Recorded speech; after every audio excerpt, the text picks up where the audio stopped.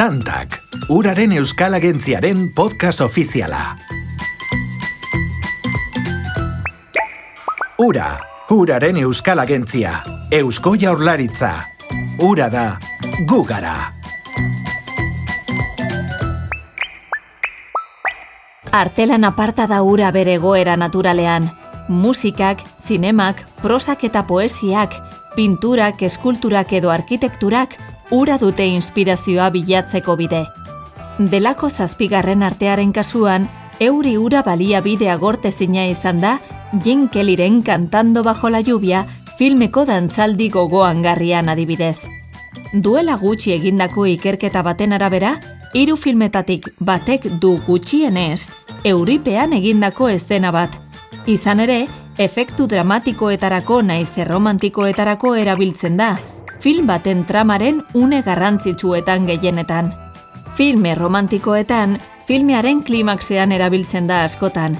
Gazteleraz, Un gran amor itzuli zen Say Anything pelikulako telefono kabinako eszenan esaterako, edota The Notebook, gazteleraz El diario de Noah pelikulako protagonistek oparitzen diguten musuaren eszena gogoangarrian.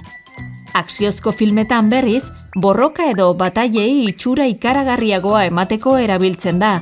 Saving Private Ryan, gazteleraz Salbata Soldado Ryan, pelikula belikoan besteak beste. Uraren Euskal Agentziaren Tantak podcastean uste dugu ura dela, naturako elementurik fotogenikoena. Adibideen zerrenda maigabea da.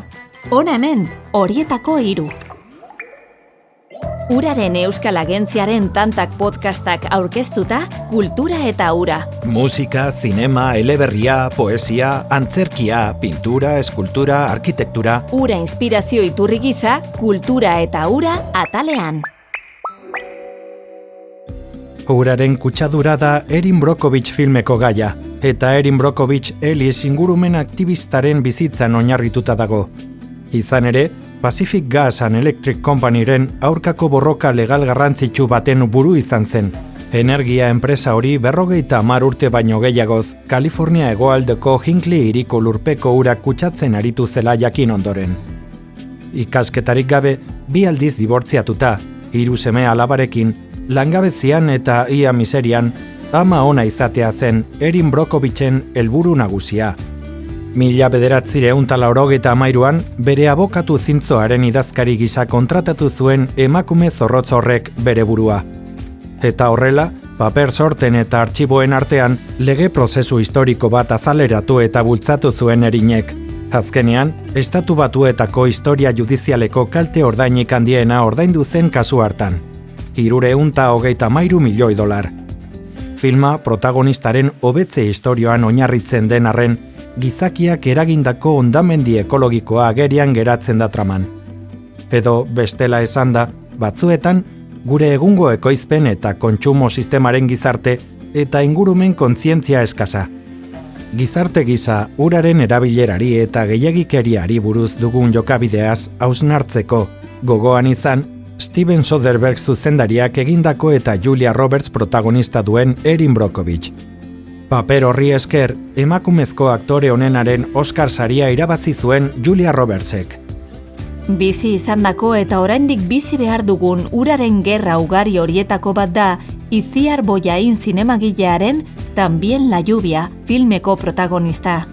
Amerika aurkitu eta 500 urtera, makilen eta harrien eta altzairuaren eta armada moderno baten bolboraren arteko borroka desorekatua erakusten du filmak berriro. Oraingoen baina, ez da urreagatik borrokatzen, bizi elementurik ezinbestekoenagatik baizik, uragatik. Bolivian, Cristobal Coloni buruzko film bat grabatzen ari diren 2 lagunen istorioa kontatzen du pelikulak. Sebastianek, zuzendariak, pertsonaia desmitifikatu nahi du. Ambizio handiko eta eskrupulurik gabeko gizon gisa aurkeztuz.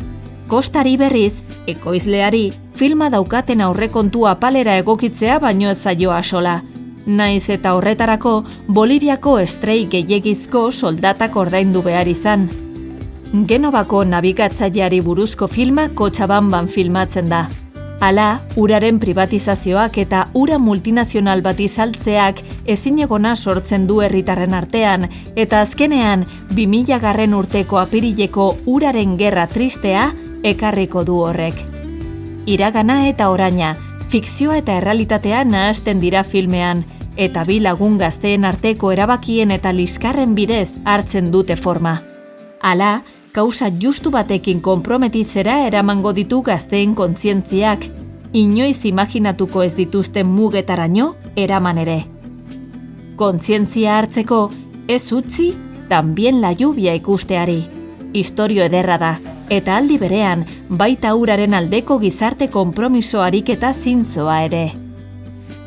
Luc Besson zinemagile frantziarrak kutsu ekologista duen Le Grand Bleu gaztelerazko El Gran Azul dramarekin eman zuen ezagutzera bere burua nazioartean. Naturak oparitu digun altxor eta misterio handienetako bati, itsasoari, egindako oda ederra da. Kultuzko filma da, Frantzian bereziki. Jacques Mayoli izurde gizona deitzen diote, eta gai da amnean sakonera handietara jaisteko. Haren balentrietan eta Enzo Mallorcarekin duen harremanean oinarritzen da filmea. Mayol eta Mallorca, biak ala biak, maisu handitzat dituzte birika hutseko urpekaritzan. Bien motivazioak desberdinak izan da ere. Jacquesek lotura berezia sentitzen du itsasoarekin, txikitatik. Enzo berriz, oso arriskuzalea da eta erronka berriak gainditzeko beharra du. Bien arteko adiskidetasun eta lehia harreman berezia bikaintasunez filmatutako itsaspeko ezena zabal eta ederrekin nahasten da. Izan ere, filmeko protagonista nagusia argazkia da.